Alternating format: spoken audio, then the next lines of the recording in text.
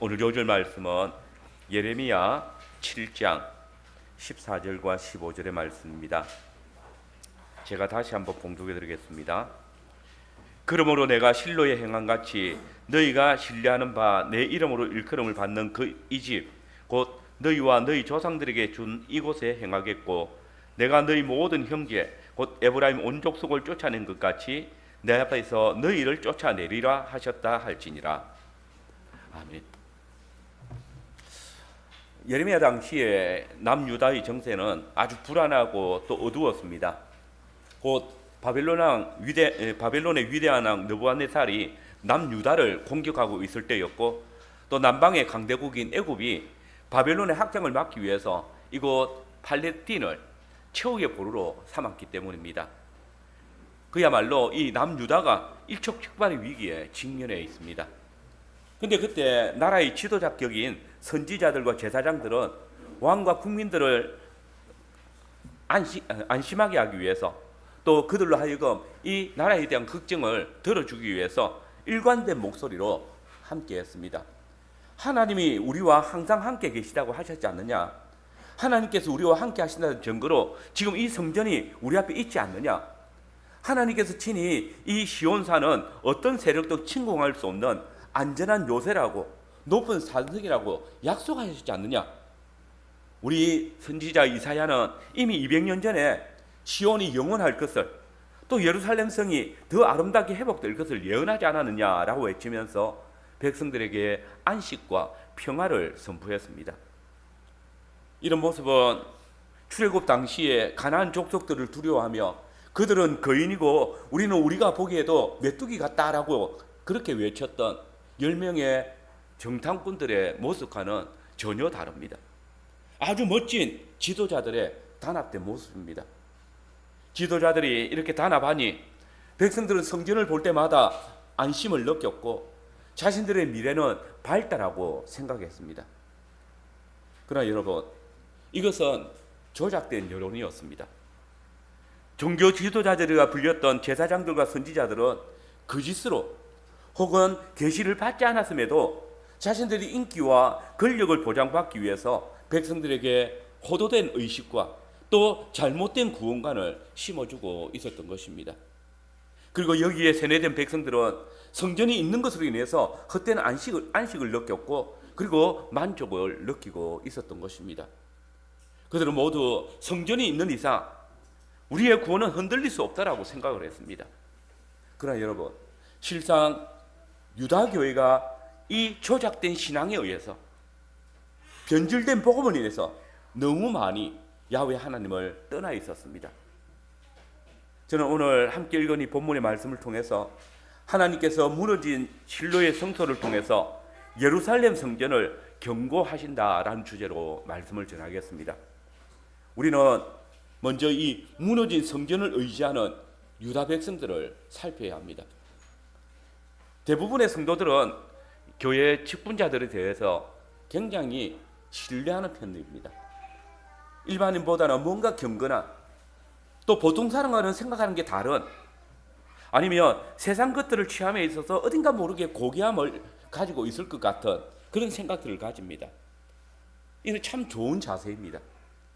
우리는 교회 직분자를 존중하고 또 그들을 공경할 수 있어야 될 것입니다. 그러나 교회는 그 직분자들의 교훈이나 책망이, 그 행위가 하나님의 말씀에 부합되지 않는다면 그 은행이 아무리 선한 것 같고 경건하다 할지라도 그것이 주의 말씀 앞에서 평가되어져야 한다는 사실을 늘 생각해야 합니다. 오늘 우리는 그 여실함을 보게 됩니다.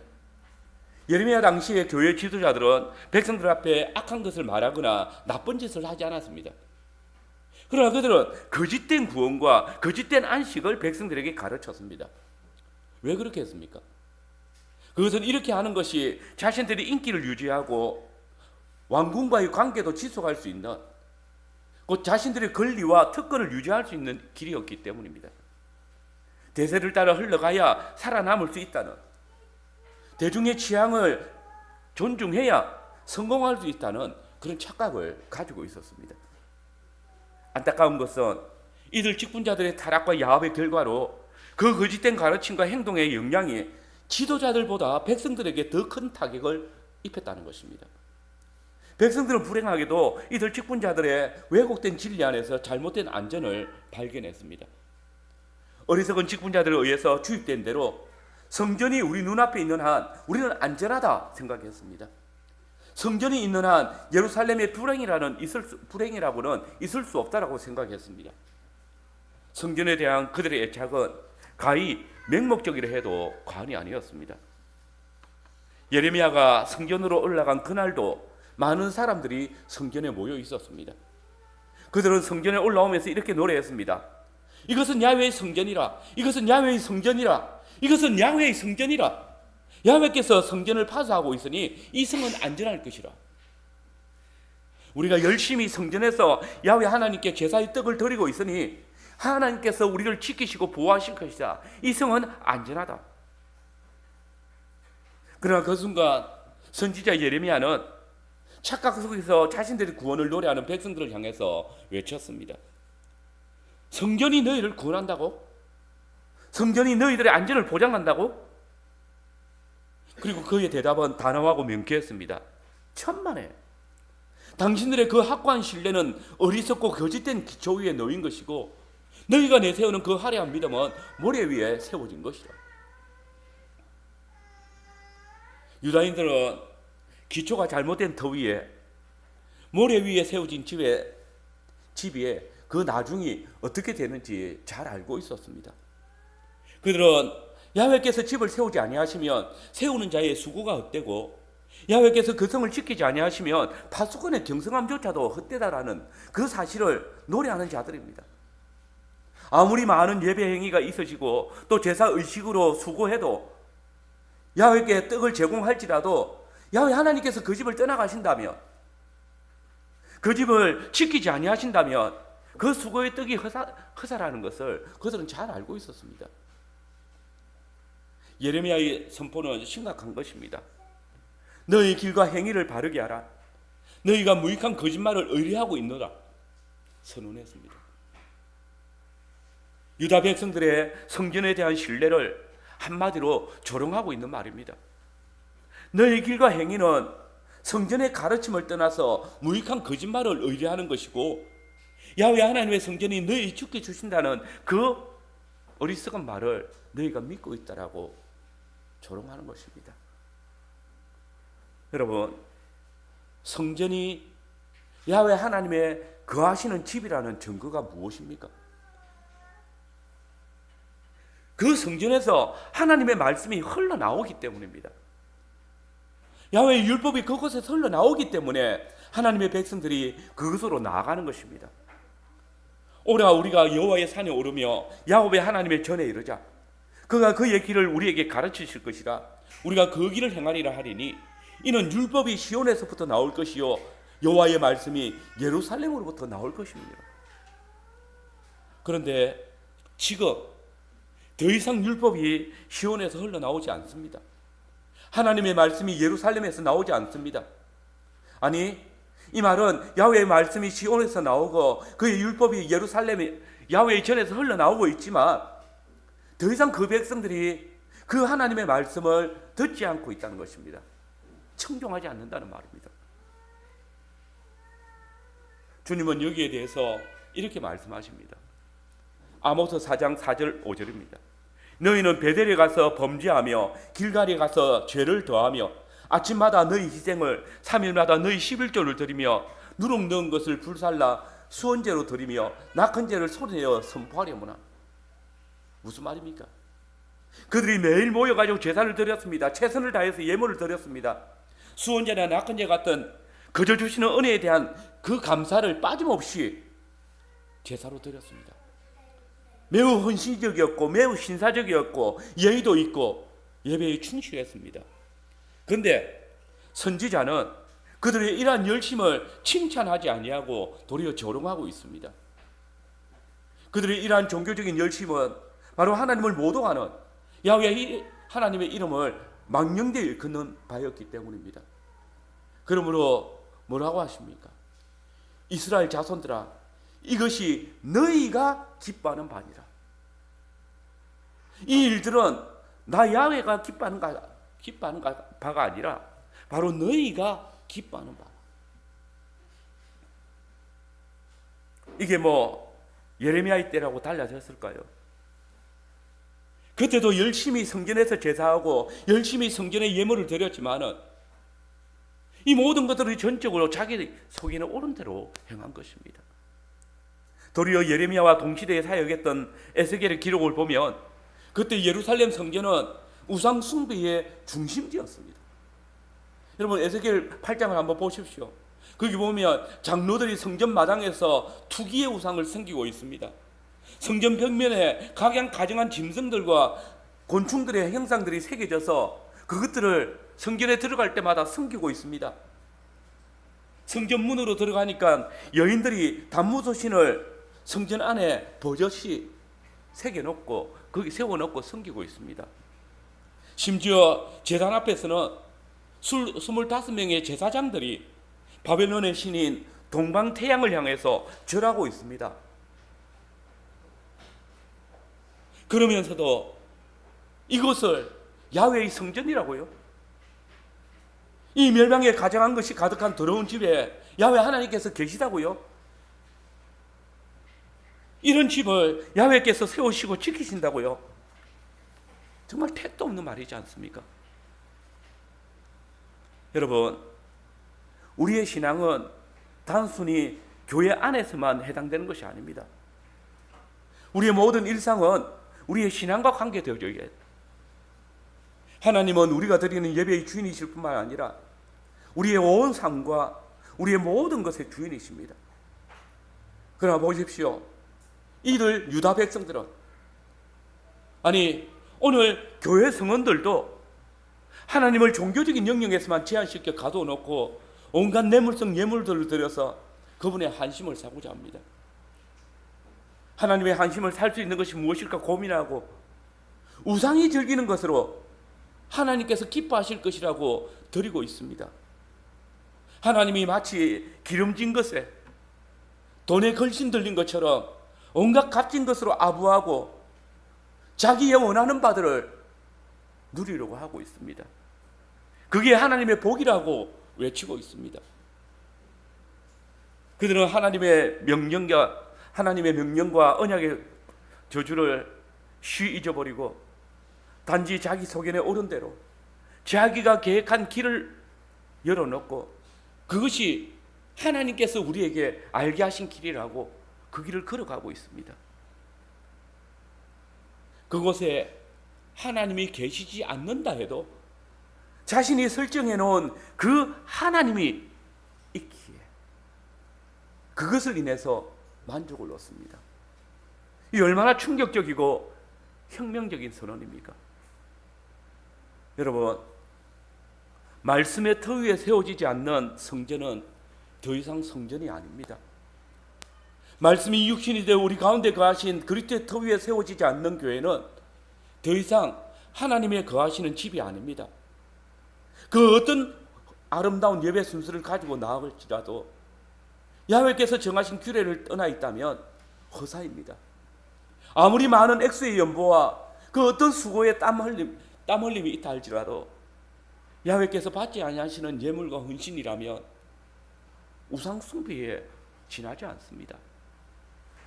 이것이 너희가 기뻐하는 바니라 주 야훼의 말씀이니라.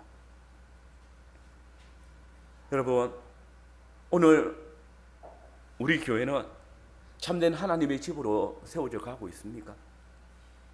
여러분은 과연 하나님의 거하시는 성전으로 세워져 가고 있습니까? 하나님께서 떠나버리신 성전이 이스라엘의 미래를 지켜주는 것이 아니듯이 그리스도를 믿는다고 하나 그 삶이 주의 말씀을 떠나 있다면, 주의 몸의 성전으로 함께 세워져 가지 못하고 있다면 그 신앙은 아무런 유익이 없습니다.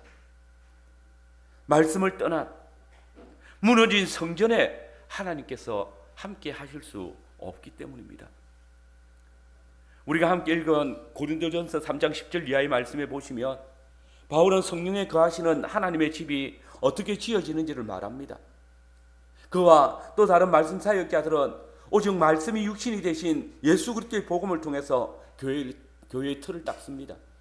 그 위에 금과 은과 보석 같은 하나님의 말씀으로 교회를 짓습니다.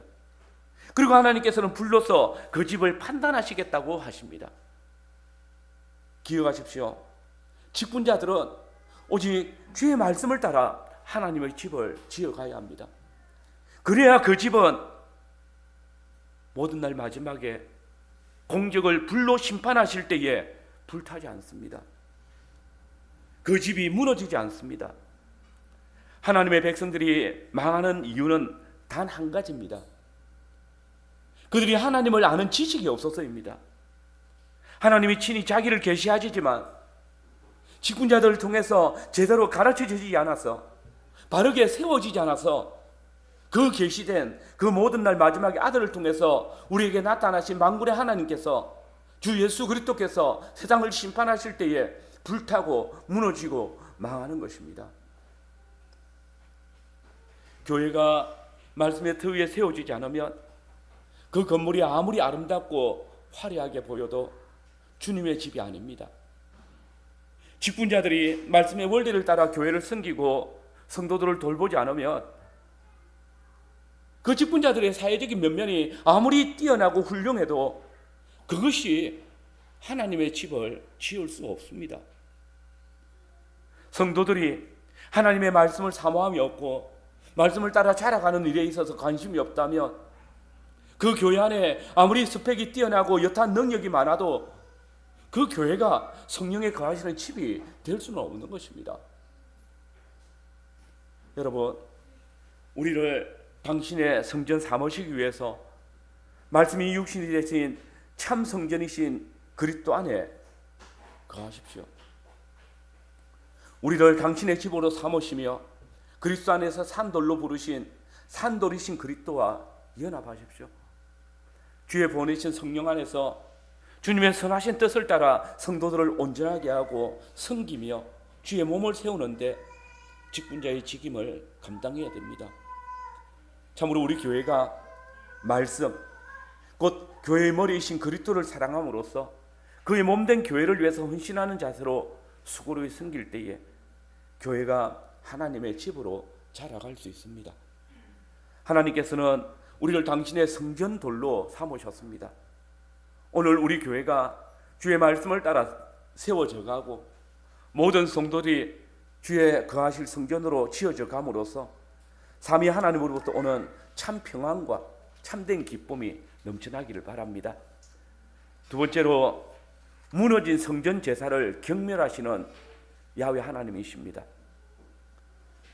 이사야는 그때에 이런 백성들의 제사를 어떻게 평가했을까요? 이사야 1장 11절입니다. 여호와께서 말씀하시되 너희 무수한 제물이 내게 무엇이 유익하냐? 나는 수양의 번제와 살찐 짐승의 기름에 배불렀고 나는 수송아지나 어린 양이나 수염소의 피를 기뻐하지 아니하노라. 성전에서 하나님께 제사를 드리고 있는데 수양의 기름으로 또 어린 양의 피로 제사를 드리고 있는데 하나님께서 그것을 기뻐하지 않으십니다. 하나님의 명하신 그 제사의 정신을 잊어버리고 있는 것입니다. 그들은 주님을 만나기 위해서 제사를 드리는 것이 아니라 자신들의 의를 드러내고 자신들의 유익을 위해서 예배를 드리고 있었습니다. 그들은 양심의 화인을 맞았습니다. 그들에게는 야훼 하나님을 경외함이 없습니다. 공의로우신 하나님 앞에 제사를 드리기 위해서 나아옴에도 불구하고 그들은 그 공의로우신 하나님을 전혀 두려워하지 않습니다. 죄를 두려워하거나 부끄러워하지도 않습니다. 그러므로 예레미야는 그들의 죄를 직구하고 있습니다. 보라, 너희가 무익한 거짓말을 의존하는도다. 너희가 도둑질하며 살인하며 간음하며 거짓 맹세하며 바알에게 분향하며 너희가 알지 못하는 다른 신을 따르면서 내 이름으로 일컬음을 받는 이 집에 들어와서 내 앞에 서서 말하기를 우리가 구원을 얻었나이다 하느냐. 엄청난 충격적인 말씀입니다. 그들의 입에는 무익한 거짓말로 가득했습니다. 그들의 주머니에는 떳떳하지 못한 돈으로 가득했습니다. 손에는 살육의 피가 흥건했습니다. 피 흘린 손으로 불의한 방법으로 하나님을 제사하고 예물로 야훼 하나님의 화를 달래고 있었습니다. 그들은 거짓된 제사에 대해서 선지자 이사야의 경고를 기억해야 했습니다. 너희가 손을 펼 때에 내가 내 눈을 너희에게서 가리고 너희가 많이 기도할지라도 내가 듣지 아니하리니 이는 너희의 손에 피가 가득함이라. 그러나 보십시오. 언약 공동체로서 유다 백성과 종교 지도자들은 스스로 하나님의 자녀이기를, 하나님의 백성이기를 포기하는 길을 가고 있습니다. 야훼께서 친히 당신의 이름으로 일컫는 그 성전을 아예 도둑의 소굴로 만들고 있습니다. 11절입니다. 내 이름으로 일컫는 이 집이 너희 눈에는 도둑의 소굴로 보이느냐? 보라, 나 곧 내가 그것을 보았노라. 여호와의 말이니라. 여러분, 이 말씀에서 야훼 하나님의 진노와 그분의 화가 느껴지십니까? 하나님의 성전을 도둑의 소굴로 만들다뇨. 강도의 굴혈로 만들어 놓다뇨. 우리가 상상이나 할 수 있겠습니까? 그런데 하나님의 백성들이 아주 뻔뻔스럽게 바로 그 하나님의 앞에서 야훼의 집을 도둑의 소굴로 만들었습니다. 마치 이 집이 야훼의 집이라는 사실을 모른다는 듯이, 아니면 있어도 상관없다는 듯이 하나님 앞에서 떳떳하게 아니면 뻔뻔스럽게 강도짓을 하고 있었습니다. 아침에 제사 드리고 나가서 백주 대낮에 살인하고 강도와 착취 사기를 벌이고 그 돈을 벌어가지고 다시 저녁에 성전에 들어와서 그 들어온 것으로 하나님께 드리면서 우리는 안전하다, 우리의 피난처가 여기 있다라고 말하고 있다고 합니다.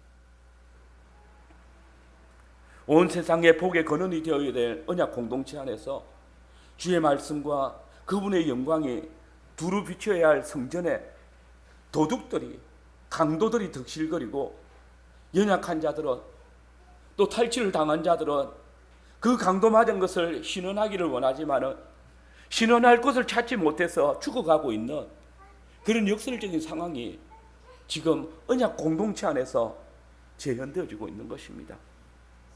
악인들은 성전에서 자신들의 돈을 계수하고 자신의 도둑질한 것을 자랑하면서 야훼께서 어찌 보시랴, 그가 어찌 들을 수 있으랴 라고 말하면서 성전을 탐욕과 거짓과 죄악으로 가득 채웠습니다. 이러고서야 이스라엘이 어떻게 제사장 나라로서 천하 만민의 복의 근원이 되겠습니까? 그러나 보십시오. 보라, 나 곧 내가 그것을 보았노라. 이스라엘의 하나님 야훼는 졸지도 주무시지도 않으시며 자기 백성을 살피시는 분이십니다. 우리의 안고 일어선 뿐만 아니라 우리의 마음의 생각을 감찰하시고 눈덩이같이 지키시는 분이십니다. 그런데도 지금 이스라엘은 야훼께서 어찌 보시랴 하며 만군의 야훼 하나님을 능멸하고 있습니다. 그가 어찌 들을 수 있으랴 라고 조롱하고 있습니다. 이보다 더 패역한 사회가 있을까요? 이렇게 처참한 시대가 있을까요? 구원과 생명이 선포되어져야 될 성전에서 강도짓과 도적질이 행행하고 의와 진리가 선포되어져야 될 곳에서 거짓과 술수가 강포되어지고 있는 이런 시대가 또 있을까요? 그런데 여러분, 오늘 이 시대에 이 땅의 교회는 어떠합니까? 그리스도께서 친히 무너뜨리신 돌 성전을 건축한다고 성도들을 속여서 강도질을 하는 시대입니다. 하나님의 말씀을 세상의 기복 종교로 바꾸어서 교인들의 호주머니를 도둑질하는 시대입니다. 목회자들의 엄연과 강포가 연일 지상 매체에 오르내립니다. 그야말로 주의 성전이라 일컬어지는 교회가 폐역과 포악으로 가득합니다. 주께서 복의 근원으로 부르신 교회가 하나님의 구원을 드러내지 못하면서 어찌 세상에 빛이라 할 수 있겠습니까? 직분자들이 도적이 되어진다면 성도들은 주의 구원과 안식을 어디서 찾을 수 있단 말입니까? 여러분, 만유의 하나님이 저와 여러분의 주님이시라면 그분의 통치는 그 백성의 모든 삶에서 나타나지 않겠습니까? 어찌 그 다스리심이 이 예배 안에서만 나타나겠습니까? 어찌 그분의 말씀의 능력이 주일 하루만 있을 수 있겠습니까? 그 백성의 삶 전체가 그분의 말씀을 따라 살아가는 그분의 구원의 능력을 드러내는 장이 되어야 되지 않습니까? 만군의 야훼께서 우리의 주님이시라면 어떻게 그분이 우리의 신앙생활만 주장하신다고 말할 수 있습니까? 정치, 경제는, 사업과 학업은 여러분보다 생각이 부족하신 것처럼 여러분 마음대로 행할 수 있다고 착각하고 있지는 않습니까? 어떻게 세상 법이 살인하지 말라라는 것은 그렇게 철저히 순종하면서 우리 주님께서 내 형제에 대해서 나가라 하는 자는 살인한 자라고 하신 그 말씀에 대해서는 쉽게 범할 수 있습니까? 여러분, 성도는 하나님의 거룩한 성전이고 주께서 친히 피 흘려 사신 교회입니다. 하나님의 성령에 거하시는 전입니다. 여러분이 교회고 여러분이 성전입니다. 진정 야훼께서 함께하는 집으로 세워져 가야 합니다. 참 성전이신 그리스도를 따라 하나님의 집으로 지어져 가는 그런 성전 돌들이 되어야 합니다. 하나님께서 기뻐하시는 거룩한 성전으로 지어져 가야 됩니다. 잠시의 미혹과 유혹에 끌려서 거짓과 술수로 업력과 탐욕으로 주의 성전된 우리를 더럽히지 말아야 합니다. 죄에 대한 책망을 들을 때에 회개하고 그 심령이 주님께로 돌아와야 합니다. 우리를 죄와 사망의 근세에서 끌어내신 하나님께 합당한 예배자로 서야 합니다. 진정 참된 것으로 교회를 세워가고 교회를 사랑함으로 자신을 드려야 합니다. 우리의 삶이 참으로 하나님이 기뻐하시는 거룩한 산제사로 드려질 때에 주께서 우리의 예배를 기뻐 받으실 것입니다. 저와 여러분의 삶이 진실함과 거룩함으로 하나님 앞에 나아가고 진정 하나님을 사랑함으로 이웃을 먼저 생각하고 그들을 위하는 중심으로 하나님의 사랑을 드러내어야 합니다.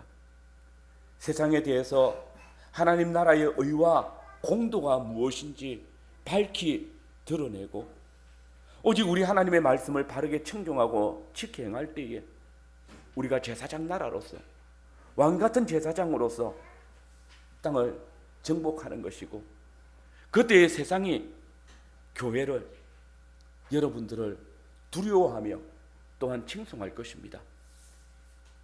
마지막으로 무너진 실로를 통해서 훈계하시는 야훼 하나님이십니다. 하나님께서 선지자 예레미야를 마지막으로 이끌고 가신 그곳으로 함께 가봅시다. 그리고 우리를 다시 한번 돌아봅시다. 우리는 12절 이하의 말씀에서 충격적인 장면을 봅니다. 하나님께서 이스라엘 백성들을 옛 성막이 있었던 실로로 데리고 가셔서 말씀하십니다. 너희는 내가 처음으로 내 이름을 둔 처소 실로에 가서 내 백성 이스라엘의 악에 대해서 내가 어떻게 행하였는지를 보라. 실로의 성막이 있던 곳은 이스라엘 백성들에게 성내였습니다.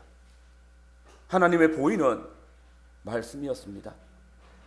그곳에서 이스라엘은 하나님의 말씀을 보아야 됩니다. 무엇을 발견합니까? 하나님의 집이 있었다는 흔적은 온데간데 없습니다. 폐허가 되어진 성원, 잡초로 뒤덮여서 흔적을 찾기 힘든 마을, 들짐승과 올빼미 울음소리만 들리는 그런 황폐한 실로의 전경을 보게 됩니다. 이것이 역사를 통한 하나님의 교훈입니다.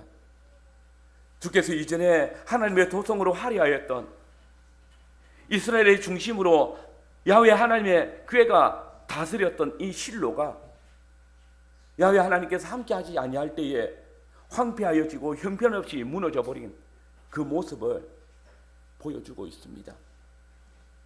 하나님께서는 실로를 당신의 교회를 위한 교부제로 보여주고 계시는 것입니다. 물론 이스라엘 백성들이 이 역사의 교훈을 모르는 바가 아닙니다.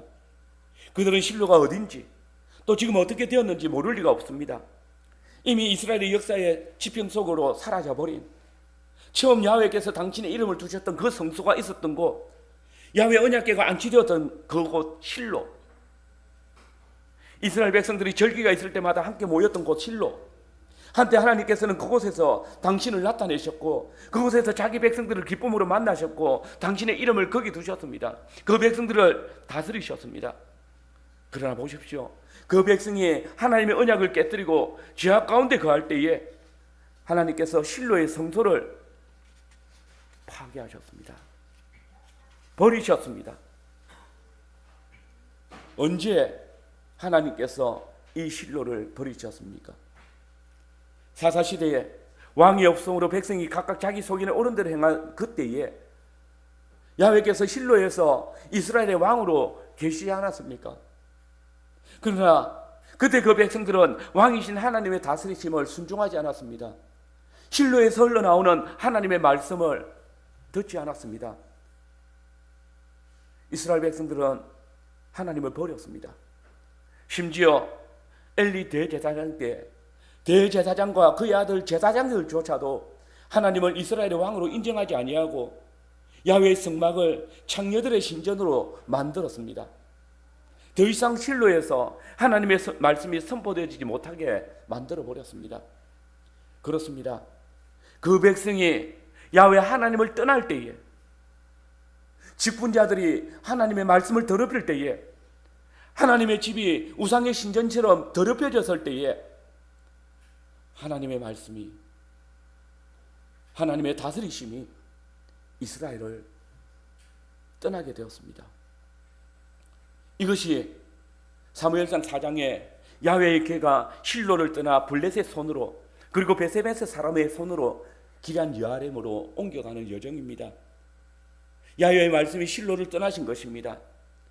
그러므로 오늘 우리가 함께 불렀던 시편 78편의 시인은 하나님이 들으시고 분내어 이스라엘을 크게 미워하사 사랑 가운데 세우신 장막 곧 실로의 성막을 떠나시고 그가 그의 능력을 포로에게 넘겨주셨다라고 노래한 것입니다.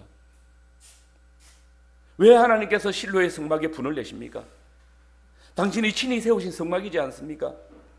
왜 야훼께서 실로의 성막을 떠나버리시는 것입니까? 당신이 친히 이스라엘을 다스리시기 위해서 정하셨던 곳 아닙니까? 그러나 기억하십시오.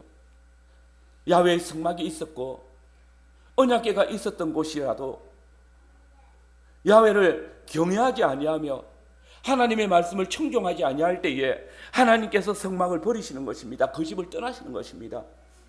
하나님의 집이 멸망에 가정한 것으로 가득 차게 되어질 때에 하나님께서는 그 집을 버리시는 것입니다. 여러분, 지금 백성들은 그 역사적인 언약의 장소를 보고 있습니다.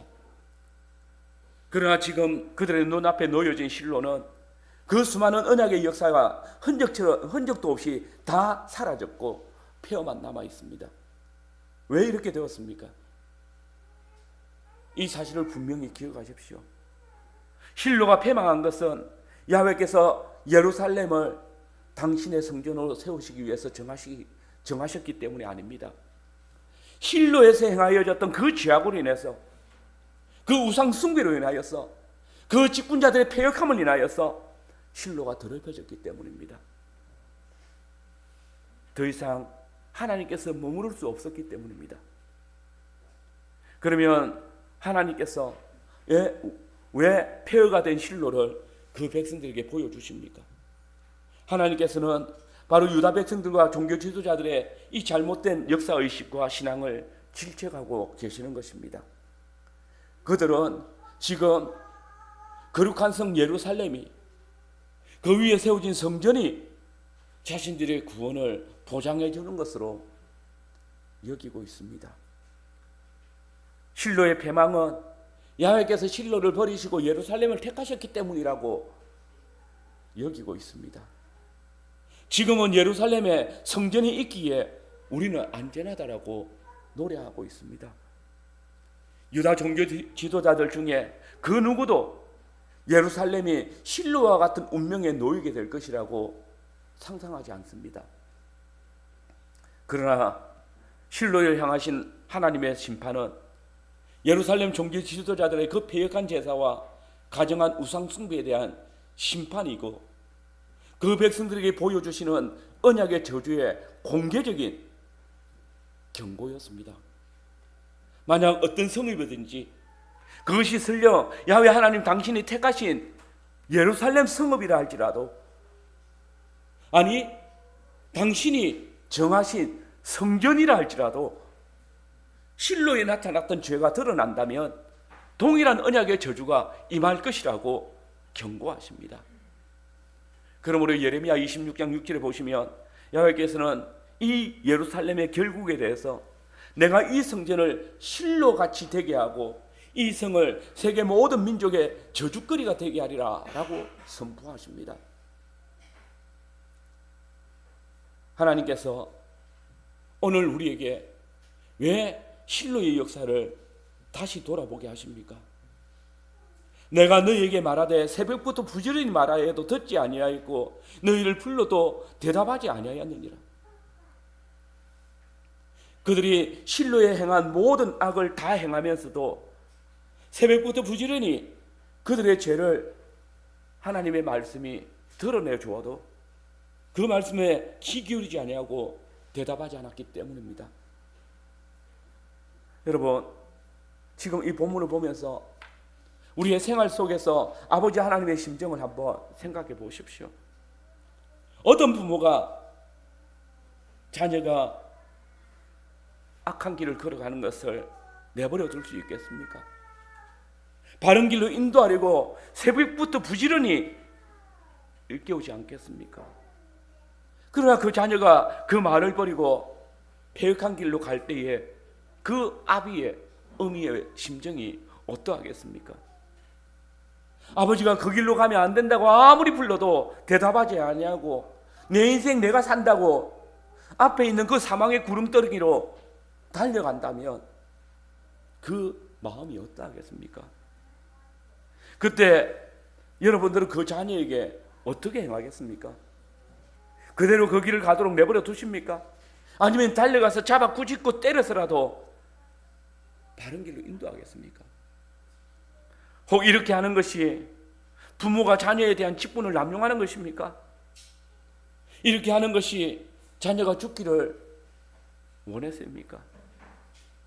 자녀를 구원하기 위함이 아닙니까? 졸지도 주무시지도 아니하시는 하나님께서 그 자녀의 일거수일투족에 감히 눈을 뗄 수 없어서 살피시고 계시다가 그 아들이, 그 자녀가 패역한 사망의 길로 가는 것을 보고 교훈을 베풀고 그 길로 가지 말라라고 외치며 꾸짖는데 매를 들어서라도 훈계하는 것, 이게 아버지 하나님의 사랑인데 그 자녀들은, 그 백성들은 그 패역한 길을 가버립니다. 하나님께서는 끝까지 놓지 않으십니다. 이제 최후의 수단으로 지금 이들처럼 행하다가 패망하고만 실로를 보여주시면서 그들을 돌이키기를 원하십니다.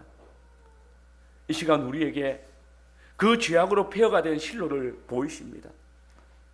실로, 여기 버려진 실로를 보십시오. 두려운 마음으로 말씀드립니다. 실로는 그 이후에 더 이상 회복되지 않았습니다. 다만 주의 말씀을 청종하지 아니하며 패역한 길로 가는 그 백성을 위한 교훈의 장으로 남겨져 있을 뿐입니다. 여러분, 아무리 하나님께서 정하신 집이라도 그 집이 하나님의 말씀을 떠나고 패역한 걸로 가득하다면, 하나님을 더 이상 경외하지 않는다면 하나님께서는 그 집을 떠나십니다. 교회가 실로의 길을 떠나지 아니할 때에 주께서는 예루살렘이라도 그 성전이라도 실로에게 내리신 언약의 저주를 선포하신 것처럼 오늘 하나님의 성전된 교회라 일컬음을 받지만 하나님의 말씀을 떠나 있는 이 교회에 대하여서 동일하게 행하실 것을 말씀하십니다. 그러므로 내가 실로의 행과 같이 너희가 신뢰하는 바 내 이름으로 일컬음을 받는 이 집 곧 너희와 너희 조상들에게 준 이곳에 행하겠고 내가 너희 모든 형제 곧 에브라임 온 자손을 쫓아낸 것 같이 내 앞에서 너희를 쫓아내리라.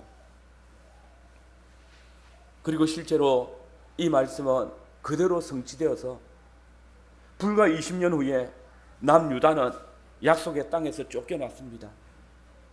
에브라임 온 집이 아수르의 포로가 된 것처럼 똑같이 남유다는 바빌론의 포로가 되어졌고 하나님의 성전은 해파되어졌고 야훼께서는 예루살렘을 떠나 바벨론으로 떠나가셨습니다. 오늘 주님께서 우리 교회에게 실로를 보이신다면 우리는 이 실로를 통해서 무엇을 배울 것입니까? 만약 구약의 이스라엘 교회가 패망하였듯이 헤롯이 세운 예루살렘 성전이 돌 위에 돌 하나 남지 않듯이 폐역하고 심히 개악한 길을 간 로마 교회를 폐하셨듯이 주의 말씀을 따라 주의 정하신 길을 따라 나아가지 못하며 그 말씀 위에 세워지지 않는 교회를 주님은 친히 실로의 집같이 예루살렘 성전처럼 로마 교회처럼 무너뜨리시고 황폐하게 하실 것입니다. 예루살렘이 유다의 안전이 아닙니다. 성전이 예루살렘의 구원이 아닙니다. 우리가 하나님의 거하실 집으로 세워져 가지만 우리가 성령의 은사를 맛보고 선한 말씀과 내세의 능력을 맛본 교회라 할지라도 주님이 함께 하시지 않는다면 허사입니다. 여러분이 주의 이름으로 선지자 노릇하고 온갖 권능을 행한다 할지라도 하나님의 정하신 길을 행하지 아니한다면 하나님을 하나님으로 바르게 예배하지 아니한다면 하나님의 것으로 온전히 인정하지 않는다면 그 경성함이 허사일 뿐입니다. 여러분, 이 시간 우리가 그리스도 안에서 성령이 거하시는 전이 되었음을 알고 계십니까? 하나님의 성령이 우리 안에 거하시는 것을 믿음으로 고백하십니까? 그렇다면 주님의 경고는 분명합니다. 누구든지 하나님의 성전을 더럽히면 하나님이 그 사람을 멸하시리라. 성전된 우리가 멸함을 받습니다. 이제 더 이상 주님의 성전된 우리의 삶을 죄악 가운데 내놓지 맙시다. 힘써 주의 성전의 터가 되는 주의 말씀을 듣고 배워서 주의 거하시는 거룩한 성전으로 자라갑시다. 지난날의 신앙생활을 자라가는 것이 아니라 지금 내가 주의 말씀의 풍성함으로 자라감을 통해서 주의 거룩한 집으로 세워져 갑시다. 연약한 성도는 끌어주고 부족한 성도는 도와주고 게으른 성도는 근고하면서 온 교회가 금과 은과 보석 같은 주의 말씀으로 자라서 주께서 그 공적을 판단하시는 날에 아무도 불타지 않고 더 연단된 성전 돌들이 됩시다. 이를 위해서 말씀 사역자는 더욱 기도와 말씀을 전하는 데 전력하고 장로들은 성도들을 말씀의 터에서 벗어나지 않도록 인도하고 집사들은 성도들이 넘어지지 아니하도록 그들의 연약함을 보살피고 함께 돌아볼 것입니다. 그렇게 해서 우리의 모든 생활 속에서 성령의 열매들이 맺혀지고 그리스도의 향기가 나고 아버지 하나님의 사랑을 나누는 하나님의 집으로 굳게 세워져 가기를 간절히 소망합니다. 아멘.